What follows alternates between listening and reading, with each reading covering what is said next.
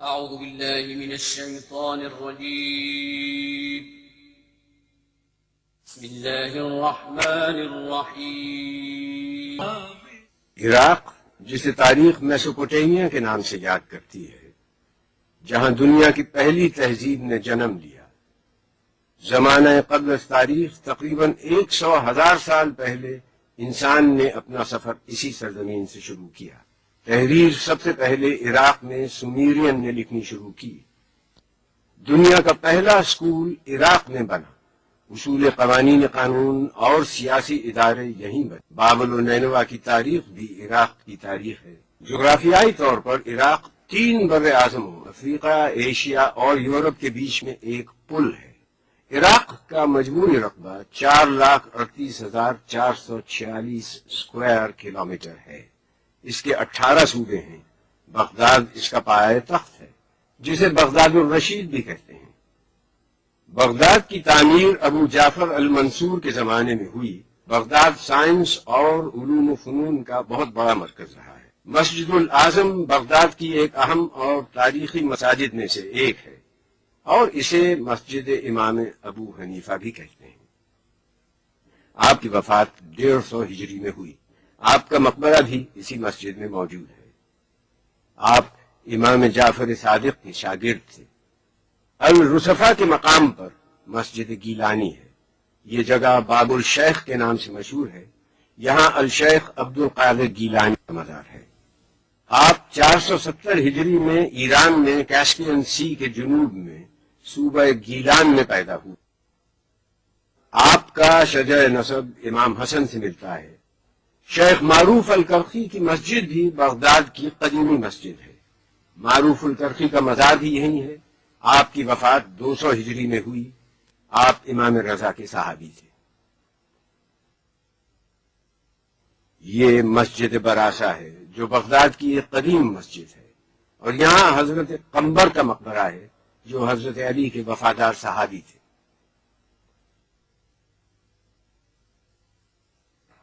الکاظمیہ عراق کا قدیم ترین علاقہ ہے۔ بغداد کی تعمیر سے بھی بہت پہلے یہ شہر موجود تھا، اور اس کا نام شونیزیا تھا۔ عربی میں اس کا مطلب ہے سیاہ اناج۔ امام موسیٰ کاظم کی شہادت 183 ہجری میں ہوئی تو آپ کو اسی جگہ پر دفن کیا گیا۔ یہ جگہ اس وقت سے الکاظمیہ کے نام سے مشہور ہے۔ اس کا مطلب ہے ایسا آدمی جسے اپنے غصے پر قابو حاصل ہو۔ امام محمد تقی جواد نے 219 ہجری میں وفات پائی۔ ان کی تدفین بھی اسی مقام پر ہوئی۔ ان روضوں کے اطراف میں ایک شہر آباد ہو گیا۔ اس جگہ کو الکاظمین اور الجوادین کہا جاتا ہے۔ شہر میں داخل ہوتے ہی ان مقامات کا تقدس زائرین کو ایسے ہیجان اور فرط عقیدت سے دوچار کرتا ہے جسے الفاظ میں بیان کرنا مشکل ہے۔ سونے اور چاندی کی منقش ٹائلوں پر قرآنی آیات کندہ ہیں۔ امام موسیٰ بن جعفر کو امام الکاظم بھی کہا جاتا ہے۔ آپ کے جد رسول خدا تھے۔ امام موسیٰ کاظم امام جعفر صادق کے صاحبزادے ہیں اور امام زین العابدین کے پوتے ہیں۔ آج ہمارے سامنے اس حرم مطہر کی جو شکل ہے وہ شاہ اسماعیل صفوی نے تعمیر کی۔ دونوں گنبد سونے کے ہیں اور 4 مینار بڑے اور 4 چھوٹے ہیں۔ یہ اسلامی فن تعمیر کا حیرت انگیز شاہکار ہے۔ موجودہ دور میں روضے کی تزئین و آرائش کا کام جاری ہے۔ صدر صدام حسین نے 160 کلو خالص سونا امام موسیٰ کاظم اور امام تقی جواد کے گنبدوں کے لیے فراہم کیا ہے۔ کربلا بغداد کے جنوب مغرب میں واقع ہے۔ اس کا فاصلہ بغداد سے 105 کلومیٹر ہے۔ کربلا ایک صوبہ ہے۔ اس کے نزدیک 4 صوبے اور ہیں: بغداد، بابل، نجف اور کوفہ۔ کربلا کے اطراف باغات ہیں، اور ان باغات کو سیراب کرنے کے لیے ایک نہر موجود ہے جسے نہر الحسینیہ کہا جاتا ہے۔ کربلا دریائے فرات کے مغربی کنارے پر واقع ہے۔ یہ عراق کے قدیم شہروں میں سے ایک ہے۔ اس سرزمین کی تاریخ بابل کے زمانے سے موجود ہے۔ زمانہ قدیم میں اس کا نام قرب الایلیہ تھا۔ اس کو کور بابل کے نام سے بھی جانا جاتا تھا۔ اس آبادی کے چھوٹے چھوٹے دیہات تھے۔ اس مجموعی آبادی کا نام قر بابلیہ تھا۔ اس میں موجود قصبوں کے نام نینوا، الغاذریہ، شط الفرات، امارا اور ماریا تھے، اور بعد میں اس کا نام کربلا ہوا، اور اسے الکرب و بلا بھی کہا جاتا تھا۔ کربلا کا وجود قبل اسلام اور زمانہ قدیم سے موجود تھا۔ یہاں پر السانیون کی قوم آباد تھی۔ کربلا کو آج دنیا میں جو عزت و شرف حاصل ہے، اس کی بنیادی وجہ جگر گوشہ بطول، نواسہ رسول اور ان کے اہل بیت اور اصحاب کی شہادت ہے، جو 10 محرم 61 ہجری میں اس مقام پر واقع ہوئی۔ وہ کون سے عوامل تھے کہ امام حسین مدینے سے نکلنے پر مجبور ہوئے؟ امام حسین کا مدینے سے نکلنا نہ تو خود غرضی پر مبنی تھا اور نہ شر و فساد پر۔ وہ صرف اس لیے نکلے کہ امت رسول میں جو خرابیاں پیدا کی جا رہی تھیں ان کی اصلاح ہو اور سیرت رسول برحق کو زندہ کریں۔ مدینے سے مکے کا سفر 250 میل ہے۔ آپ نے 3 شعبان بروز جمعرات سفر کا آغاز کیا اور 5 دن میں یہ مسافت طے کی۔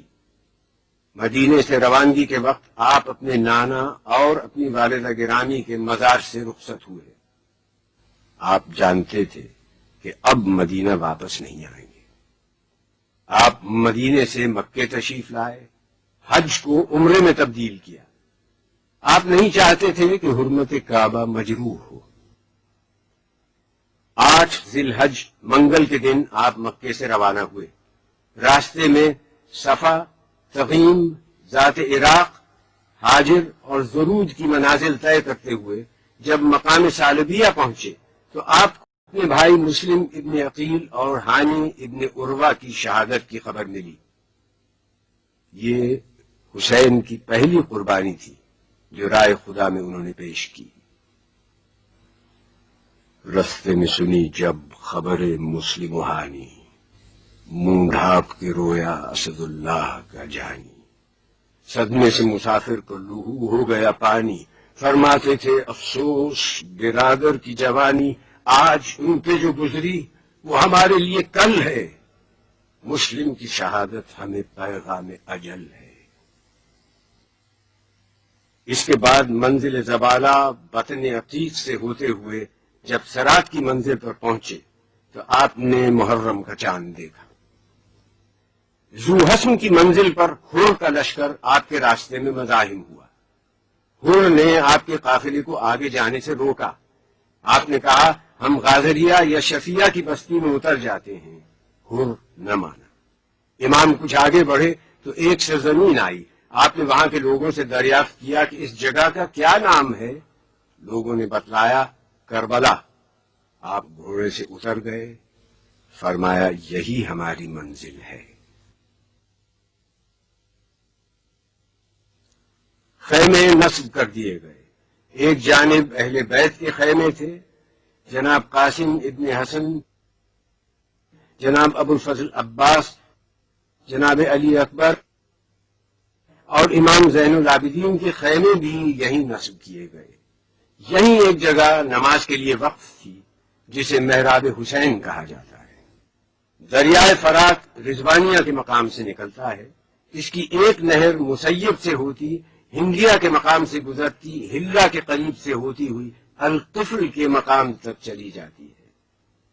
ماضی میں جس وقت واقعہ کربلا پیش آیا اس وقت رضوانیہ سے ایک نہر نکلتی تھی جو سد الہند تک دریا سے الگ بہتی تھی۔ یہی وہ نہر ہے جس کے قریب واقعہ کربلا پیش آیا۔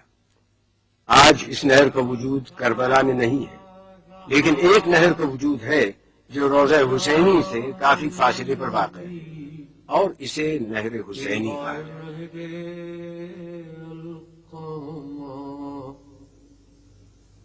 اٹھتی رہی موج تیری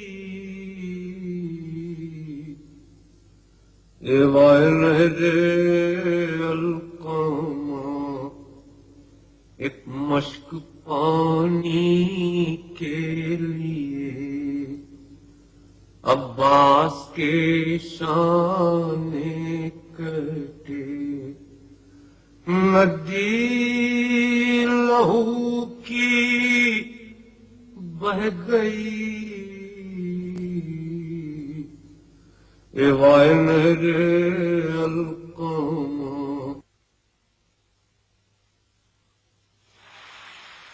حر یزید کی فوج کا سپہ سالار تھا۔ ایک منزل پر حر اور اس کے لشکر کے پاس پانی کا ذخیرہ ختم ہو گیا تھا۔ امام حسین کو خبر ہوئی تو آپ نے حکم دیا کہ حر اور اس کے لشکر کو پانی سے سیراب کیا جائے اور لشکر کے جانوروں کو بھی پانی پلایا جائے۔ تھی یہی فصل، یہی دھوپ، یہی گرم ہوا، ٹھنڈے پانی پہ گرے پڑتے تھے حر کے رفقا۔ تشنہ کاموں کا یہ مجمع تھا کہ ملتی نہ تھی جا، سکے بھر بھر کے کٹوروں کو یہ دیتے تھے صدا، بھائیو آؤ جو پانی کی طلبگاری ہے، چشمہ فیض حسین ابن علی جاری ہے۔ یہ حسین کا وہ حسن سلوک اور اخلاق تھا جس نے حر کی زندگی کو منقلب کر دیا۔ حر نادم و شرمسار اپنی گردن جھکائے اور اپنے ہاتھ پشت سے باندھے ہوئے حسین کے خیمے کی طرف چلا۔ حسین کو خبر ہوئی۔ حر نے دیکھا کہ چلے آتے ہیں پیدل شبیر، دوڑ کر چوم لیے پائے شہ عرش سریر۔ شہ نے چھاتی سے لگا کر کہا اے باتوقیر، میں نے بخشی، میرے اللہ نے بخشی تقصیر، میں رضامند ہوں، کس واسطے مستر ہے تو، مجھ کو عباس دلاور کے برابر ہے تو۔ حر نے جناب حسین سے درخواست کی کہ وہ اپنی غلطی کے ازالے کے لیے آپ کی طرف سے جنگ کرنا چاہتا ہے۔ حر میدان جنگ میں گئے، زخمی ہو کر گھوڑے سے گرنے لگے تو امام حسین کو آواز دی۔ حر کی صدا سن کر آپ حر کی نصرت کے لیے قتل گاہ میں پہنچے۔ قبلہ رو کیجئے لاشا میرا اے قبلہ دین، پڑھیے یاسین کہ اب ہے یہ دم باز پسین، کوش نزدیک ہے اے بادشاہ عرش نشین، لیجئے تن سے نکلتی ہے میری جان حزین، بات بھی اب تو زباں سے نہیں کی جاتی ہے، کچھ اڑا دیجئے مولا، مجھے نیند آتی ہے۔ مسیب ایک چھوٹا سا قصبہ ہے، کربلا سے تقریباً 40 کلومیٹر کے فاصلے پر ہے۔ حضرت مسلم ابن عقیل کے صاحبزادوں سید محمد اور سید ابراہیم کے مزارات ہیں۔ حضرت مسلم بن عقیل سفیر امام حسین تھے۔ آپ امام حسین کا خط کوفیوں کے نام لائے تھے۔ یہ صاحبزادے اس سفر میں آپ کے ساتھ تھے۔ مسلم کی شہادت کے بعد یہ بچے قید کر دیے گئے اور بعد میں انہیں شہید کر دیا گیا۔ حضرت اون کی مرقد کربلا سے 10 کلومیٹر کے فاصلے پر ہے۔ جناب زینب کے صاحبزادے اور جعفر طیار کے پوتے ہیں۔ آپ کا سن اس وقت 9-10 برس کا تھا۔ جناب زینب نے ان کو اپنے بھائی پر قربان کر دیا۔ ان بچوں کی بڑی خواہش تھی کہ فوج کا علم ہمیں نصیب ہو۔ زینب نے تب کہا کہ تمہیں اس سے کیا ہے کام، کیا دخل مجھ کو، مالک و مختار ہیں امام، دیکھو نہ کی جو بے ادبانہ کوئی کلام، بگوں گی میں جو لوگ زباں سے علم کا نام، لو جاؤ بس کھڑے ہو الگ ہاتھ جوڑ کے، کیوں آئے ہو یہاں علی اکبر کو چھوڑ کے۔ حضرت عباس کا حرم مطہر امام حسین کے روضے سے 350 میٹر کے فاصلے پر ہے۔ امام حسین اور حضرت عباس دونوں روضوں کے درمیان ایک کشادہ صحن ہے جس میں 2 رویا کھجور کے درخت ہیں۔ حضرت عباس امام حسین کے چھوٹے بھائی اور علی مرتضیٰ کے فرزند ہیں۔ آپ کی والدہ گرامی کا نام ام البنین ہے۔ آپ کا تعلق قبیلہ بنی کلاب سے تھا۔ آپ کے 4 فرزند تھے، یہ سب کربلا میں شہید ہوئے۔ ابو الفضل عباس کے روضے کا صحن بہت وسیع ہے۔ صحن کے 8 دروازے ہیں، باب امام حسن، باب امام حسین، باب صاحب الزمان، باب امام موسیٰ ابن جعفر۔ ان کا رخ مغرب کی طرف ہے۔ باب امیر المومنین اور باب امام رضا، ان کا رخ مشرق کی طرف ہے۔ باب الرسول جس کو باب قبلہ کہا جاتا ہے، اس کا رخ جنوب میں ہے۔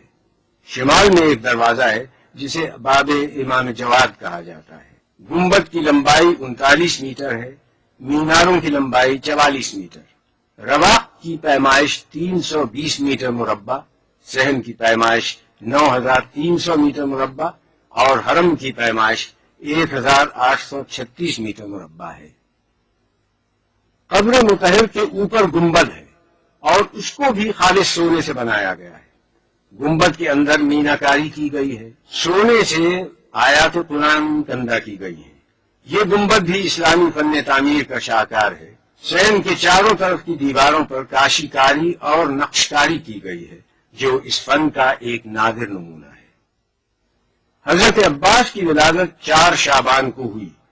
آپ دنیا میں تشریف لائے، آپ نے آنکھیں نہیں کھولی تھیں کہ علی نے کہا حسین کو بلاؤ۔ حسین کے ہاتھوں میں عباس کو دیا اور آنکھیں کھولی۔ حسین نے اپنے بابا سے سوال کیا کہ آپ نے میرے بھائی کا کیا نام رکھا؟ کہا عباس۔ عباس کے معنی ہیں بفرا ہوا شیر۔ آپ کو قمر بنی ہاشم اور باب الحوائج بھی کہا جاتا ہے۔ آپ کی تربیت دامان علی اور دامان حسن و حسین میں ہوئی۔ آپ کا اخلاق، فضل، ادب، علم، شجاعت بے مثال تھا۔ آپ نے امام حسین کو بڑا بھائی نہیں آقا سمجھا۔ امام حسین نے بھی آپ سے ہر مرحلے پر صلاح و مشورہ کیا۔ امام حسین کو جب بھی کوئی مشکل ہوتی، حضرت عباس بڑھ کر بھائی کا ساتھ دیتے۔ 60 ہجری میں امام حسین نے مدینے سے سفر کا آغاز کیا۔ حضرت عباس کو سامان سفر تیار کرنے کا حکم دیا۔ آپ نے حکم کی تعمیل کی۔ والدہ گرامی ام البنین نے آپ کو ہدایت کی کہ میرے 3 بیٹے بھی تمہارے ہمراہ جا رہے ہیں۔ میں نے زندگی بھر فاطمہ زہرا کے گھر کی کنیزی کی ہے۔ حسین پر اگر کوئی وقت آئے، اپنی جان کو حسین کی جان سے عزیز نہ رکھنا۔ کی عرض میرے جسم پہ جس وقت تک ہے سر، ممکن نہیں ہے یہ کہ بڑھے فوج بد گوہر۔ تیریں کھینچیں جو لاکھ تو سینہ کروں سپر، دیکھیں اٹھا کے آنکھ یہ کیا تاب کیا جگر، ساونت ہے پسر اسد ذوالجلال کے، گر شیر ہو تو پھینکتے آنکھیں نکال کے۔ عاشق، غلام، خادم دیرینہ، جانثار، فرزند، بھائی، زینت پہلو، وفا شعار، رات رساں، مطیع، نمودار، نامدار، جرار، یادگار پدر، فخر روزگار، یہ تمام صفات آپ میں وقت واحد میں موجود تھی۔ کربلا میں خاندان رسالت کا ہر فرد نمائندگی کر رہا تھا۔ حسن کی نمائندگی قاسم کر رہے تھے، حسین نانا کی نیابت کر رہے تھے، حسین کی نیابت علی اکبر کر رہے تھے، عباس علی مرتضی کی نیابت کر رہے تھے۔ صبح عاشور کا سورج طلوع ہوا۔ سوال یہ تھا کہ حسین کی چھوٹی سی فوج کا علم کسے نصیب ہو۔ حسین نے جناب زینب سے مشورہ کیا کہ بہن یہ علم کا عہدہ سپرد کرنے کا وقت ہے، تمہارا کیا مشورہ ہے؟ بولی بہن کہ آپ بھی تو لیں کسی کا نام، ہے کس طرف توجہ سردار خاص و عام، قرآن کے بعد ہے تو بس آپ کا کلام، گر مجھ سے پوچھتے ہیں شہ آسماں مقام، شوکت میں قد میں شان میں ہم سر کوئی نہیں، عباس نامدار سے بہتر کوئی نہیں۔ حسین نے علی اکبر سے کہا کہ چچا کو بلاؤ اور کہو کہ پھپھی نے یاد کیا ہے۔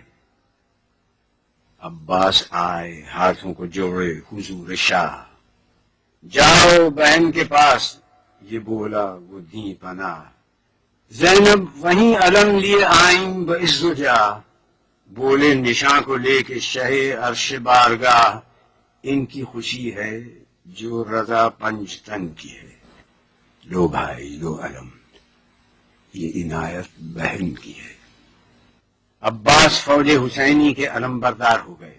علم ہر طرح سے عباس کا ہے۔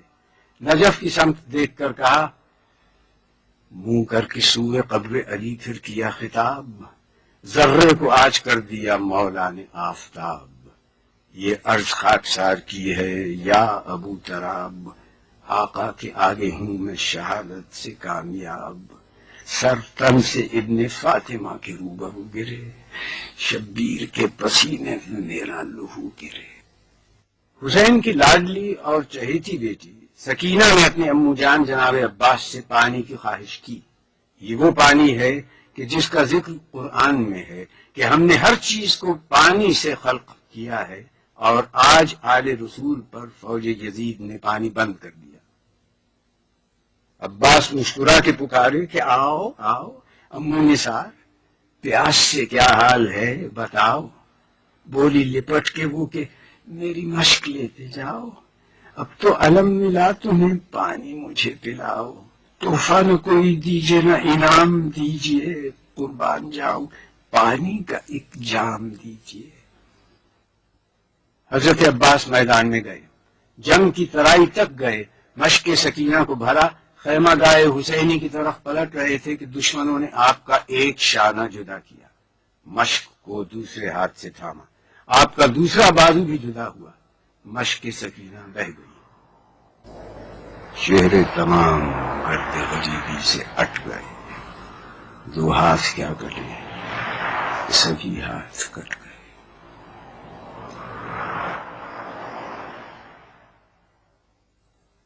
سورہ توبہ میں ارشاد ہے، بے شک اللہ نے مومنین سے ان کی جان و مال کو جنت کے عوض خرید لیا، وہ اللہ کی راہ میں لڑیں گے، قتل کریں گے اور قتل ہو جائیں گے، یہ سچا وعدہ ہے، اس کا ذکر قرآن، توریت اور انجیل میں بھی موجود ہے۔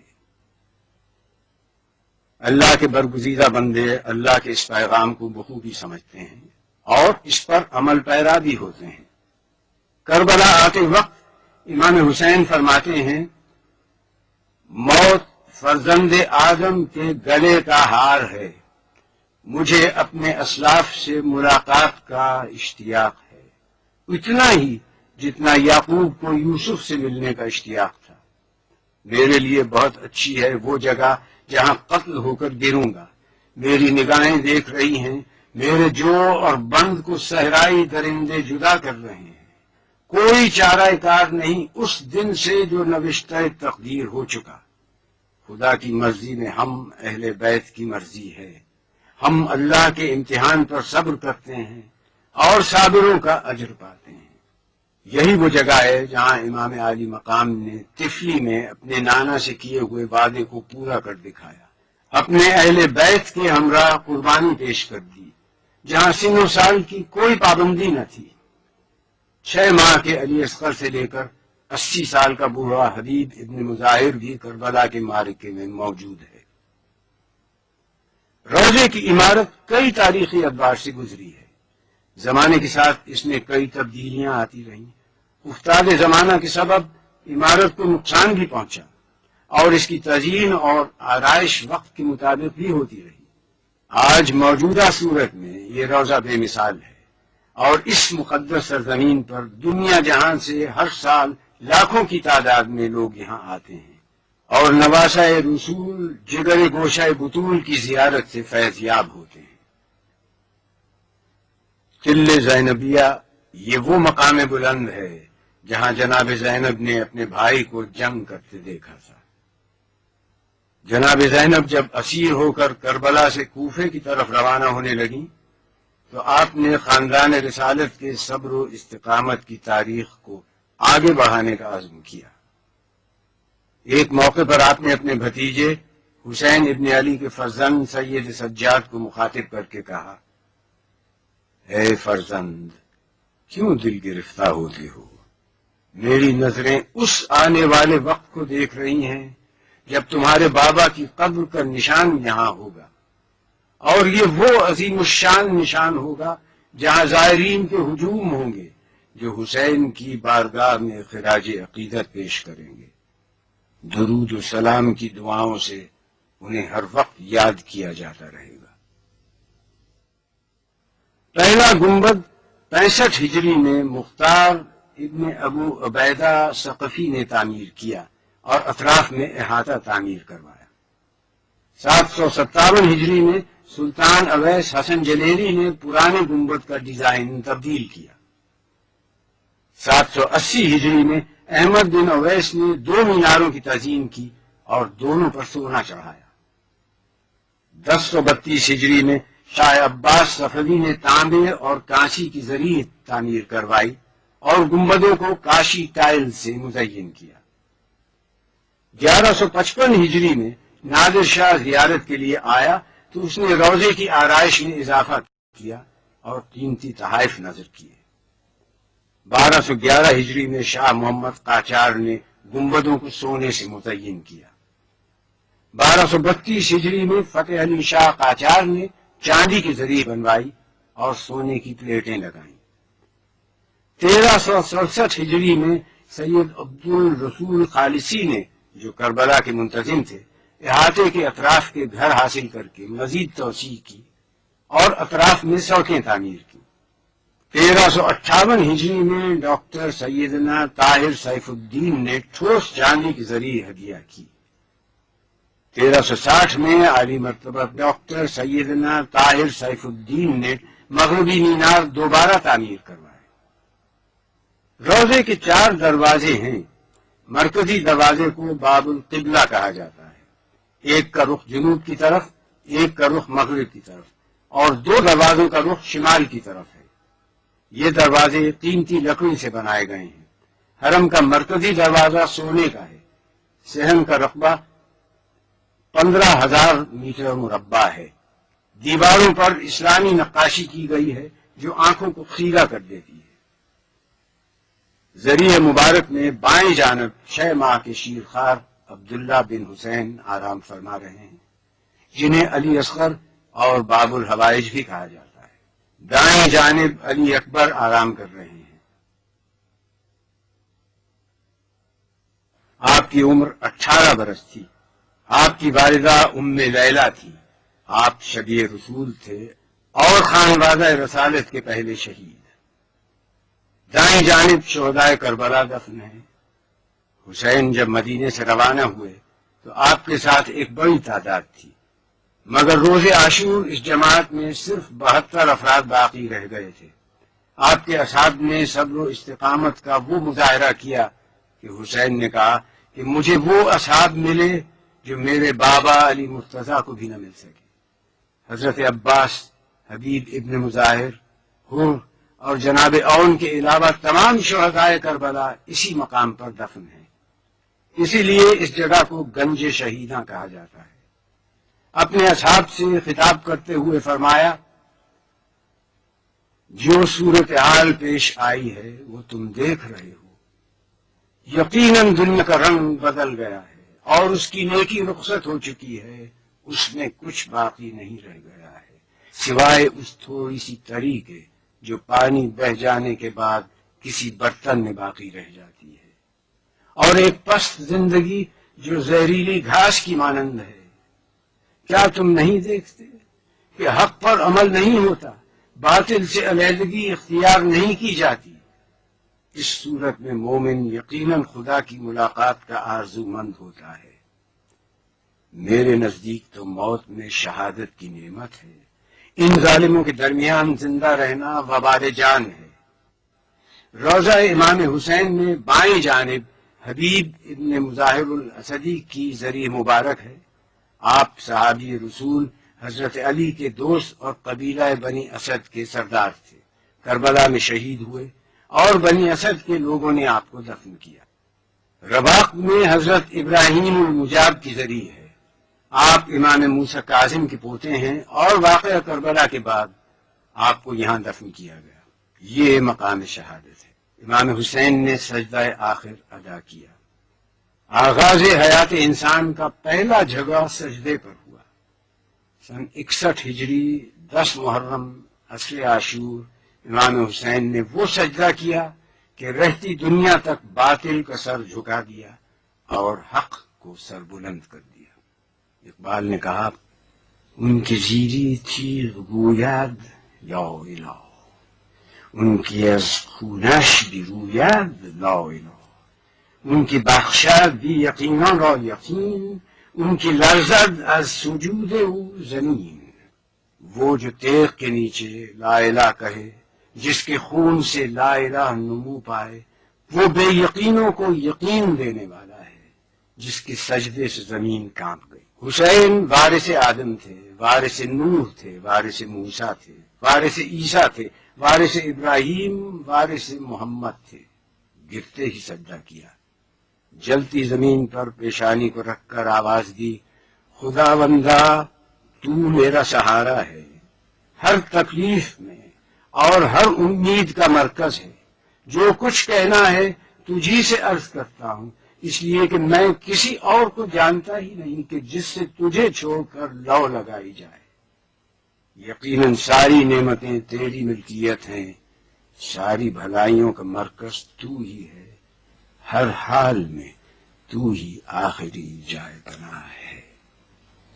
میں تیری قضا پر راضی ہوں، تیرے امر کو تسلیم کرتا ہوں، تیرے امتحان میں صابر ہوں، تیرے سوا کوئی معبود نہیں۔